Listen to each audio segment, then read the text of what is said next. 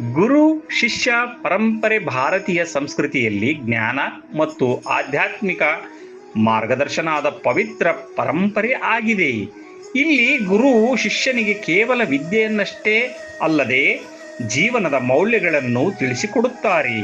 ಇದು ಗುರು ಶಿಷ್ಯರ ನಡುವಿನ ಆಳವಾದ ಭಕ್ತಿ, ಗೌರವ ಮತ್ತು ವಿಶ್ವಾಸದ ಸಂಬಂಧವಾಗಿದೆ.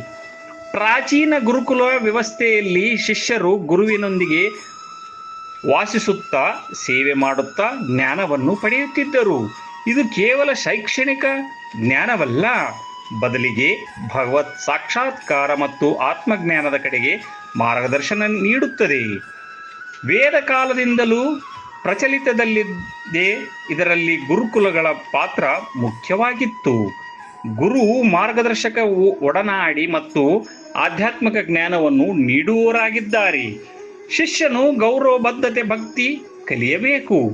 ರಾಮಾಯಣ, ಮಹಾಭಾರತದಂತಹ ಪುರಾಣಗಳಲ್ಲಿ ಅರ್ಜುನ, ದ್ರೋಣಾಚಾರ್ಯರಂತಹ ಅನೇಕ ಮಾದರಿಗಳು ಕಂಡುಬರುತ್ತವೆ.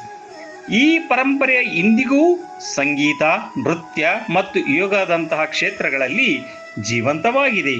ಇದರಲ್ಲಿ ಶಿಷ್ಯರು ಗುರುಗಳಿಂದ ನೇರವಾಗಿ ವಿದ್ಯೆಯನ್ನು ಕಲಿಯುತ್ತಾರೆ.